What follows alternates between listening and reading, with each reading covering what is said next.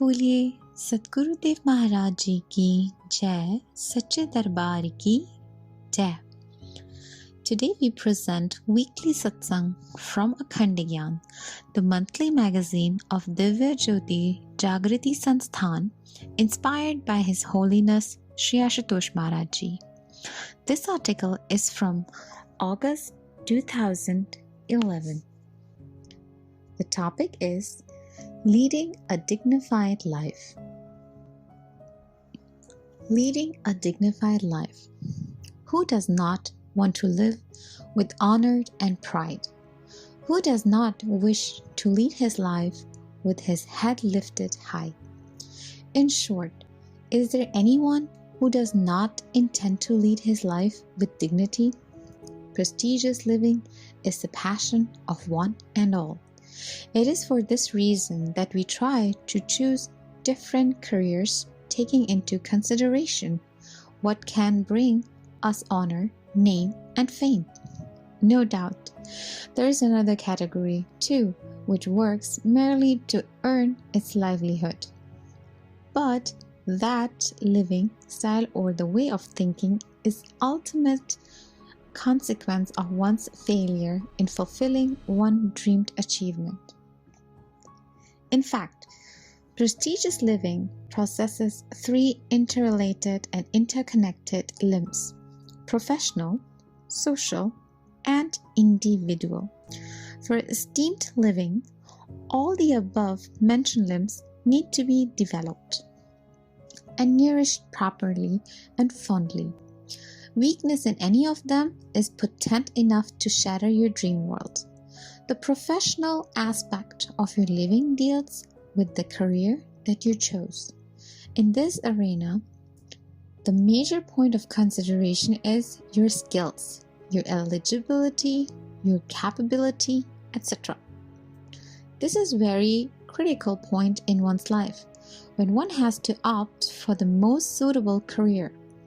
For if the choice of the stream opted by you is not as per your abilities, as per your skills, both mental as well as physical, if it is not according to your potentialities and dispositions, then you may be a failure, a totally shattered individual with his lifeboat unable to bear the assaults of the rough waves in the ocean of life. In short, for the completing growth and nourishment of your professional limb, the prerequisite is to grasp and comprehend fully what you are at your individual level, while also trying to comprehend and assimilate your psychological level, your mental abilities, and intellectual potentialities. John Ruskin once said, "When men are rightly occupied, their amusement grows out of their work, as the color petals out of the fruitful flowers." Then there is the social limb of your life. How social you are in your every walk of life. To be good in your social life, the first thing you need is to understand others, to be able to know what kind of dealing is needed by the people surrounding you. For instance, if someone needs silence and you pretending to be social keep on chattering around him, is it what being social really means? Can you win the heart of that person by your flim-flam? Of course not. Therefore, the gist is that to be social in genuine manner, the need is to develop your comprehension power, which in turn requires developing your mental abilities, your psychological potentialities. The third and the most sensitive aspect of your living is your individual level. In fact, all other limbs are directly or indirectly related to and influenced by this limb of yours. What you are in your professional life and how social you are when surrounded by the people around you. All this depends upon your individual personality. Therefore, For your total development and complete perfect living, the need is to well nourished and develop your most sensitive limb called the individual limb. However, for its total development, you need to understand and grasp what you are at your individual level. What is your true self? You need to be turned perfectly to your true self, which in turn leads to your total development, the development of your professional, social, and obviously individual limbs. Getting in tune with your true self, you can easily get in tune with others surrounding you, for the self in you is the same as the self in all. Thus, being in tune with yourself and hence with all, you can turn out to be perfectly social, leading to the total development of your social limb. Moreover, being in tune with your true self, you can grasp and comprehend your abilities, your dispositions, and inclinations based upon which you can make better choices in your professional life and hence bloom like a successful flower in the garden of life. Thus, the development of your individuality may lead to your total development, growth, nourishment of all other limbs, professional and social.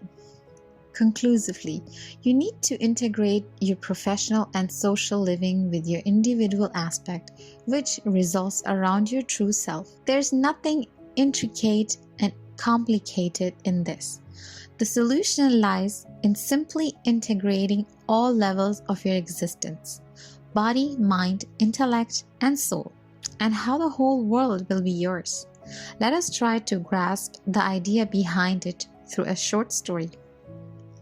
Once, a managing director returned home after his never-to-end busy schedule.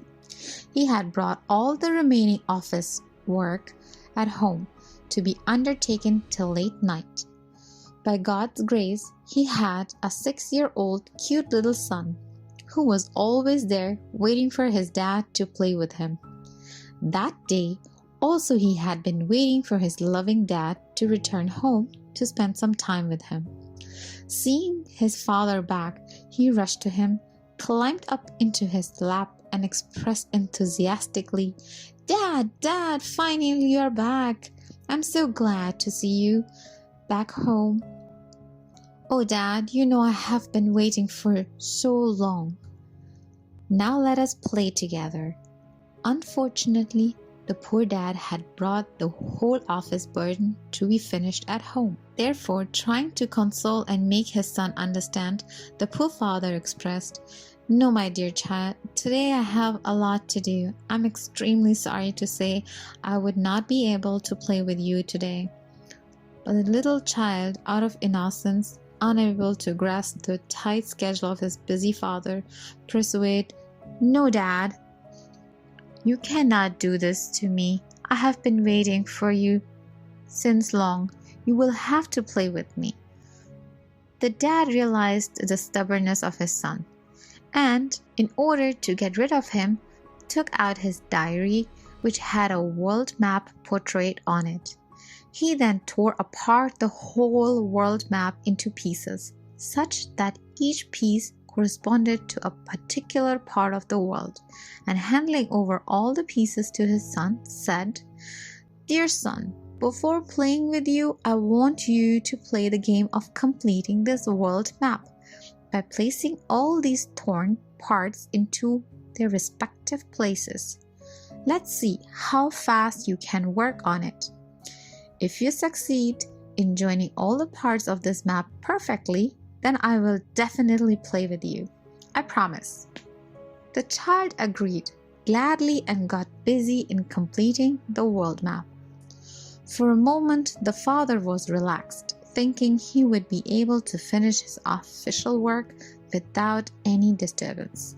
However, only few minutes passed, and to his utter astonishment, the child was back with the whole map, with every part of it fixed in its proper place. Surprisingly, the father inquired, Dear son, how could you complete this map, the world map? Who taught you all this? Where are different countries located and which country comes next to which? The son replied, Nobody, Dad. I don't even know which country lies where. Dad asked, Then how could you complete this map? The son, turning the map over leaf, said, See behind it, there is a picture of a human body. All that I did was combine different body parts to make a complete human being, and the world map got completed itself. The same holds true in our case. We too are novices pertaining to this beautiful world of ours. No doubt, we want to comprehend it fully, but we are unable to, since we are not that potent. However, like that child, we too can regain over the whole world. All that we need to do is integrating our whole personality, tuning all our outer personality levels, physical, mental, and intellectual, with our spiritual level. To read more such articles, please subscribe to our monthly magazine Akhand Gyan, available in 3 languages: Hindi, English, and Punjabi. You can subscribe to the magazine by clicking the link mentioned in the description.